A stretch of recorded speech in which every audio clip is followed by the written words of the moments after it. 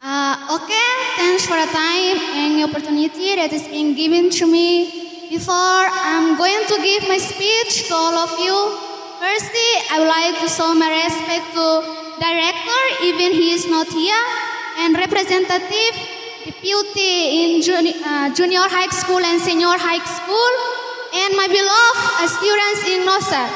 So, good afternoon, everyone.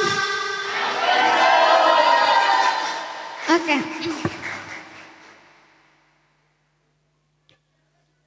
Okay, my topic is talking about reduce corruption in East Timor. Okay, before going into my topic, firstly we must know about what is reduce, what is corruption, and what is East Timor.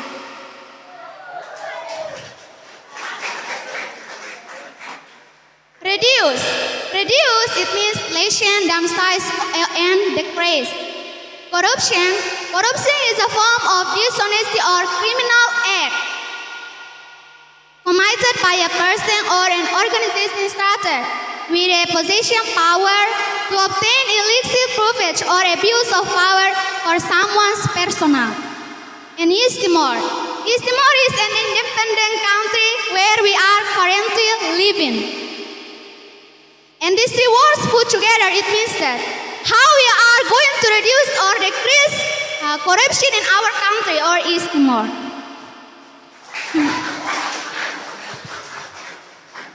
Okay, corruption is set out in Article 27 in the law. And talking about corruption in the term of corruption is, in East Timor is a matter that everyone talks and show their hands to each other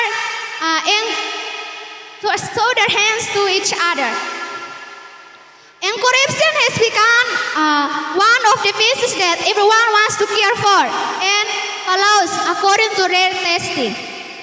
And also, corruption is not only just stealing state money, but there are other things that fall into the category of corruption. And the reason why I took this topic, I take this topic just because our country has started to dominate with corruption. So how can we reduce and decrease the corruption in East Timor? To reduce and decrease the corruption in East Timor is not easy for us, my friends. It needs our collaboration and our cooperation to each other.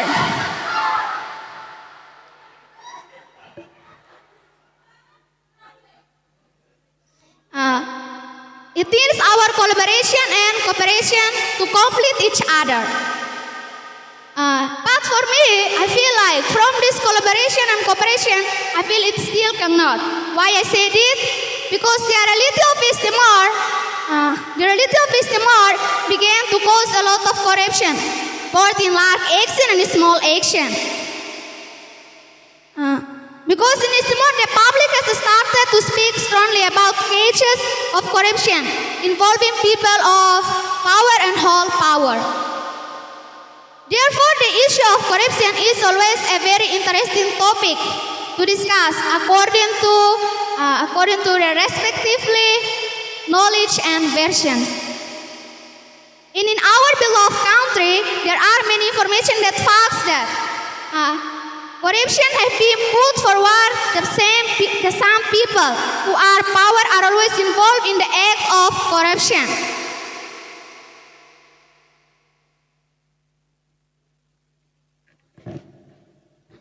And according to the writer, his name is Felicius Jimenez. He said that to solve corruption problem in our country, there must be two ways.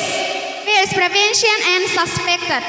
Prevention and suspected process in accordance with the law in force in our country. Prevention acts in an important way to save people from being involved into act corruption. Like people said, prevent better than heal. Mencegah daripada mengobati. Because this form of corruption varies from one place or to another. But it is necessary to include subordinate, extortion, physiology, nepotism, and clientelism. And there are two types agents of corruption: active agents of corruption and passive agents of corruption. These two types of corruption are individuals, especially leaders or public servants, who need to understand in detail in order to avoid corruption which affects economic development. And one of the wise men, his name is Steve Albert, he said that, what causes people to fall into corruption? The first is opportunity. Opportunity is a situation that allows corruption to occur because there is no internal.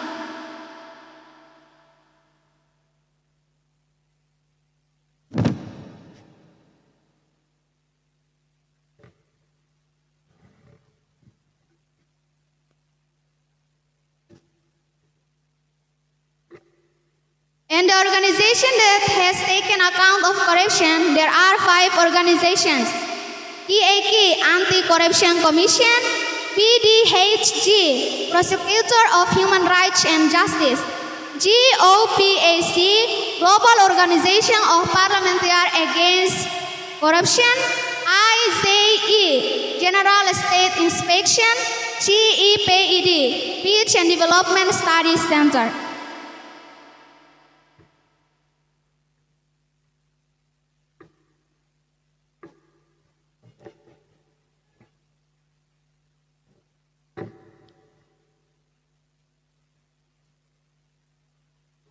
And why should people do corruption? The first, because of their niche. People commit corruption because they are forced. For example, if the person wages are low and the person is unable to sustain his life properly, the person is likely to commit a crime of corruption. The condition of the home, economic and social condition always influence a person to behave illegally even though he knows the consequence of the last day. And I just want to give my advice for those who involve the crime of corruption. So don't do something that's only good for you and you're only happy for a short time, but will cause many people and just destroy yourself.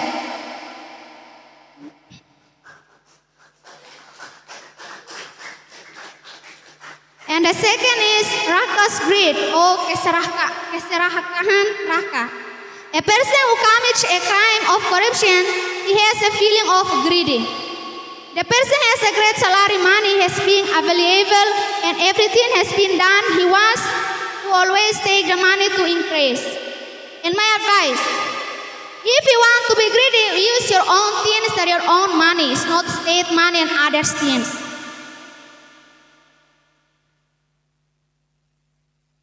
And the third is system.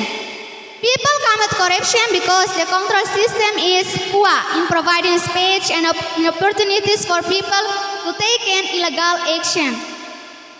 Physiologically, people are always committing crimes of corruption because there are opportunities that the system of poor control.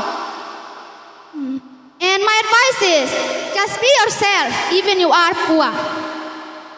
Don't need to care about what others think of you.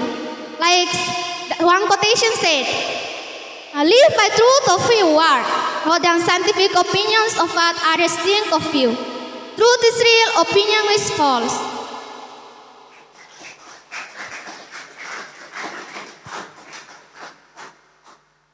Okay, before I'm going to finish my topic, I would like to say something.